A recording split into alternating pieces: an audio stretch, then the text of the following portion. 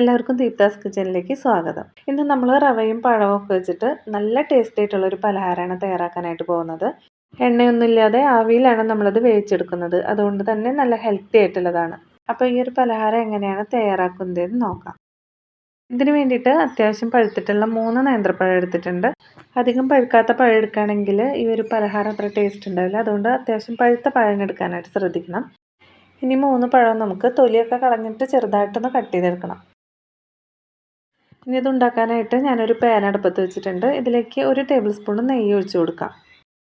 ഇനി നമ്മൾ കട്ട് ചെയ്ത് വെച്ചിട്ടുള്ള പഴം ഇതിലേക്ക് ഇട്ട് കൊടുത്തിട്ട് നന്നായിട്ടൊന്ന് വഴറ്റിയെടുക്കാം. ഏകദേശം ഒരു 3 മിനിറ്റൊക്കെ വഴറ്റിയെടുക്കുമ്പോഴേക്കും പഴം നന്നായിട്ടൊന്ന് വാടി കിട്ടും. പഴം ഒന്ന് വാടി വന്നിട്ടുണ്ട്. ഈ ഒരു പാകത്തിൽ മതി. ഇനി ഇതിലേക്ക് നമുക്ക് മധുരത്തിന് വേണ്ടിയിട്ട് ശർക്കരപ്പാനി ചേർത്ത് കൊടുക്കാം.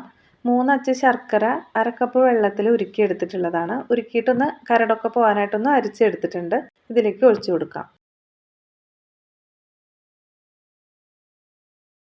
ഈ ശർക്കരപ്പാനിയും പഴത്തിലൊക്കെ നന്നായിട്ടൊന്ന് പിടിക്കണം. മീഡിയം ഫ്ലെയിമിൽ വെച്ചിട്ട് നന്നായിട്ടൊന്ന് ഇളക്കി കൊടുക്കാം. ശർക്കരപ്പാനിയൊക്കെ പഴത്തിൽ നന്നായിട്ട് പിടിച്ച് ഒന്ന് വറ്റി വന്നിട്ടുണ്ട്. ഇനി ഇതിലേക്ക് 1/2 കപ്പ് നാളികേരം ചിരകിയത് ചേർത്ത് കൊടുക്കാം. ഇതോടൊപ്പം തന്നെ കുറച്ച് നാളികേരക്കൊത്തും കൂടി ചേർക്കുന്നുണ്ട്. ഇത് നിങ്ങൾക്ക് താല്പര്യം ഉണ്ടെങ്കിൽ ചേർത്ത് കൊടുത്താൽ മതി. ഇടയിലൊക്കെ കടിക്കുമ്പോൾ നല്ലൊരു ടേസ്റ്റ് ഉണ്ടായിരിക്കും. ഇതും കൂടി ചേർത്തിട്ട് നന്നായിട്ട് ഇളക്കി യോജിപ്പിച്ച് കൊടുക്കാം. ഇനി ഇതിലേക്ക് നമുക്ക് 1/2 കപ്പ് റോസ്റ്റ് ചെയ്തിട്ടുള്ള റവയാണ് ചേർത്ത് കൊടുക്കേണ്ടത്. ഇതെല്ലാം കൂടിയിട്ട് നന്നായിട്ട് തന്നെ മിക്സ് ചെയ്ത് കൊടുക്കാം. റവയും പഴമൊക്കെ ചേർന്ന് നന്നായിട്ട് ഒരുപോലെ തന്നെ യോജിച്ച് കിട്ടണം. റവ ഇട്ട് കൊടുത്തതിന് ശേഷം തീ ഏറ്റവും ലോ ഫ്ലെയിമിൽ മാത്രം വെച്ച് കൊടുത്താൽ മതി. ഇപ്പോൾ റവയും പഴമൊക്കെ ചേർന്ന് നന്നായിട്ട് മിക്സ് ചെയ്ത് കിട്ടിയിട്ടുണ്ട്. ഇനി ഇതിലേക്ക് നമ്മൾ ഗോതമ്പ് പൊടിയാണ് ചേർത്ത് കൊടുക്കേണ്ടത്. 3 ടേബിൾ സ്പൂൺ ഗോതമ്പ് പൊടി ചേർത്ത് കൊടുക്കാം. 1/2 ടീസ്പൂൺ ഏലക്കായ പൊടിച്ചതും 2 നുള്ളു ഉപ്പും കൂടി ചേർക്കാം.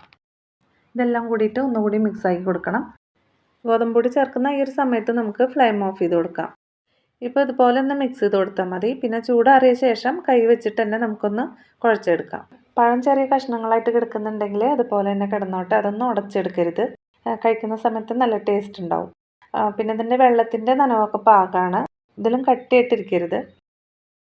ഇതിന്ന് കുറച്ച് മാവെടുത്ത് ഇതുപോലെ ഒരു ഷേപ്പിലാക്കി എടുക്കുക. എന്നിട്ട് നമ്മൾ പീച്ചാപ്പിടി ചെയ്യുന്ന രീതിയിൽ ഇതുപോലെ ഒന്ന് അമർത്തിയെടുത്താൽ മതി. ഈ ഒരു ഷേപ്പിലാണ് നമ്മൾ ഈ ഒരു പലഹാരം വേവിച്ചെടുക്കുന്നത്. ഇനി ഇത് കയ്യിൽ ഒട്ടി പിടിക്കുന്നുണ്ടെങ്കിൽ കുറച്ച് വെള്ളമോ അല്ലെങ്കിൽ നെയ്യോ ഒന്ന് തടവി കൊടുത്തതിന് ശേഷം ഇതുപോലെ ചെയ്താൽ മതി. കയ്യിൽ ഒട്ടി പിടിക്കില്ല. എല്ലാതും ഞാൻ ഈ ഒരു ഷേപ്പിലാക്കി എടുത്തിട്ടുണ്ട്. ഇനി നമുക്കിതെല്ലാതും വേവിച്ചെടുക്കാം. ഒരു സ്റ്റീമറിൽ ഞാനതുപോലെ വാഴയില വെച്ച് കൊടുത്തിട്ടുണ്ട്. അതിലേക്കാണ് നമ്മൾ എല്ലാതും വെച്ച് കൊടുക്കേണ്ടത്. ഇത് അടച്ചു വെച്ച് ഏകദേശം ഒരു 10 മിനിറ്റോളം ഒന്ന് വേവിച്ചെടുക്കാം.